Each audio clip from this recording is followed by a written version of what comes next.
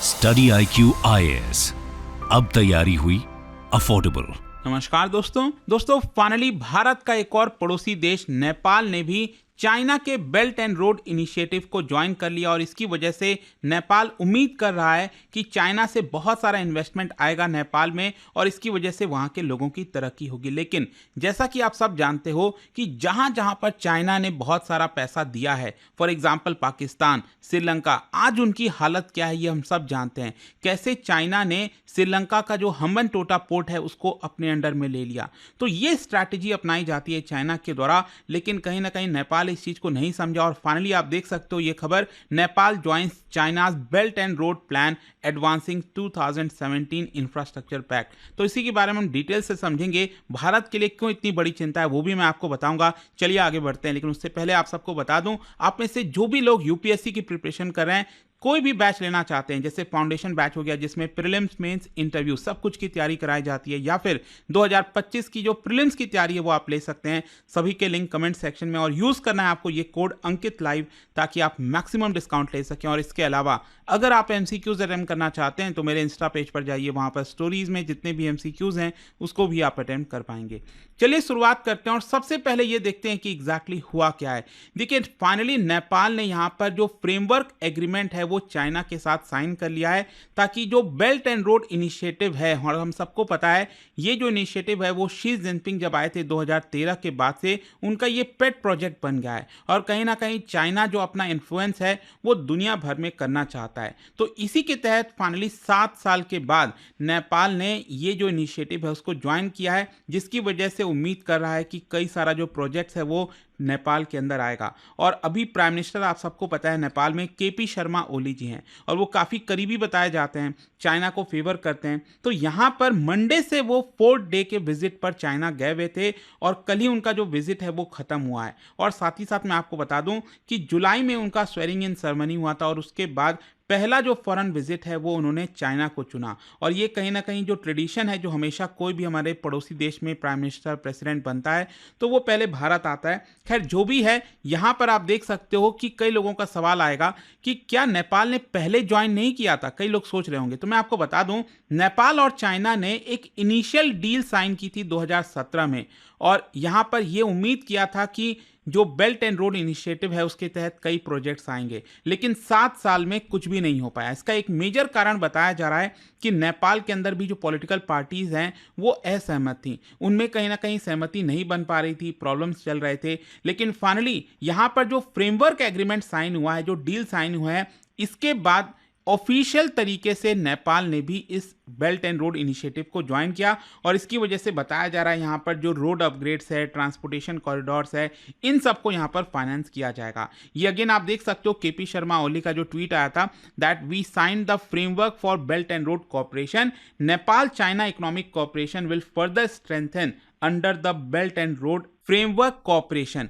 अब क्वेश्चन यह है कि कौन से प्रोजेक्ट्स की हम बात कर रहे हैं, मतलब जो नेपाल उम्मीद कर रहा है कि क्या वो प्रोजेक्ट्स आएंगे, किस तरह के प्रोजेक्ट्स होंगे। तो पहले तो मैं आपको ये बता दूं, ये जो एग्रीमेंट साइन हुआ है नेपाल और चाइना के बीच में, इसकी वजह से यहाँ पर जो प्रोजेक्ट्स हैं उसका प्लान कैसे किया जाएगा, कोऑर्डिनेशन कैसे होगा और उसको फाइनेंस कैसे किया जाएगा, उसके बारे में तय किया गया। लेकिन हाँ, पब्लिक में अभी बहुत सारी चीजें नहीं बताई गई। और देखो सबसे बड़ा प्रॉब्लम यही होता है, चाइना के साथ अगर आप देखोगे कोई भी देश डील करता है और चाइना उसको पैसा देता है तो बहुत सारी चीजें छुपाई जाती हैं, उसको पब्लिक में नहीं बताया जाता, और आगे चलकर जब चीजें पता चलती हैं, पता चलता है कि वो जो देश है उसने पूरी तरह से अपने आप को सरेंडर कर दिया था। तो यहां पर जो ज्वाइंट स्टेटमेंट जारी हुआ है फॉर एग्जांपल दोनों देश के बीच में, उसमें एक तो ये बोला गया है कि जो trans Himalayan multi dimensional connectivity network है उसको बनाया जाए।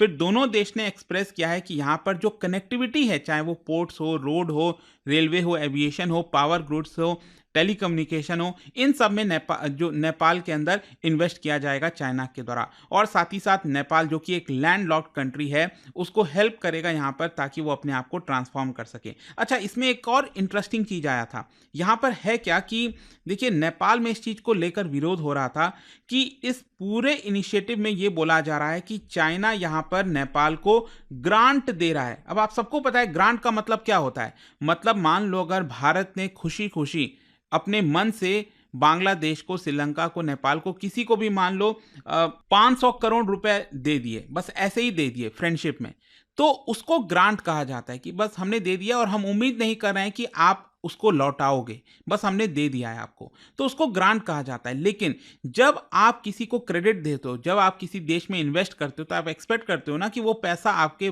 पास वापस आएगा। तो यहां पर देखो चाइना क्या है, बड़ा चालाकी से क्या करता है कि पैसे देता है और एक्सपेक्ट करता है कि वो वापस भी मिले, लेकिन जब एग्रीमेंट लिखा जाता है तो उसमें उसको मेंशन कर देता है ग्रांट, और इससे लोग खुश हो जाते हैं उस देश के कि देखो ये तो ग्रांट दे रहा है, बट ऐसा नहीं है। और इसी को लेकर काफी विवाद हो गया था इसके अंदर, नेपाल के अंदर, कि ग्रांट शब्द का क्यों इस्तेमाल किया जा रहा है। फाइनली दोनों देशों के द्वारा यहाँ पर जो ऑफिशियल्स हैं वो बैठे और उनके बीच में कॉम्प्रोमाइज डिसाइड हुआ कि ये जो ग्रांट शब्द है उसके बजाय इन्वेस्टमेंट शब्द का इस्तेमाल किया जाएगा, कि चाइना नेपाल के अंदर इन्वेस्ट कर रहा है। और देखिए यहां पर सिर्फ केपी शर्मा ओली की पार्टी की बात नहीं है, एक्चुअली अगर आप देखोगे नेपाल में कभी भी किसी की सरकार बन जाती है। फॉर एग्जांपल जो केपी शर्मा ओली है उनकी पार्टी है सीपीएन यूएमएल, ठीक है, और यहां पर अभी वो गठबंधन में है नेशनल नेपाली कांग्रेस के साथ।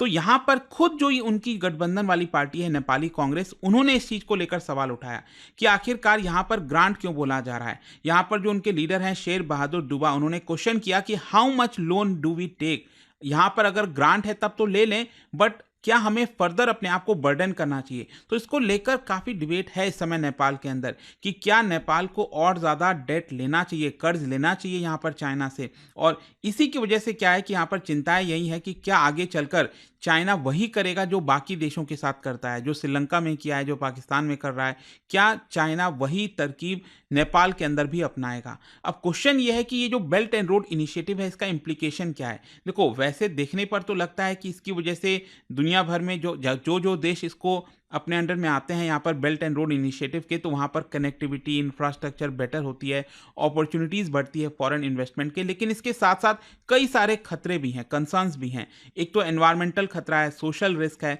लेकिन इससे भी ज़्यादा कहीं ना कहीं यहाँ पर जो डेट का खतरा है, कर्ज का जो खतरा है, कि जो देश ये लेता है, पैसा लेता है चाइना से, वो कर्ज में डूब जाता है, ये सबसे बड़ा। और ये एक्चुअली में स्टार्ट हुआ था हम्बनटोटा पोर्ट से, जो चाइना ने श्रीलंका के साथ किया।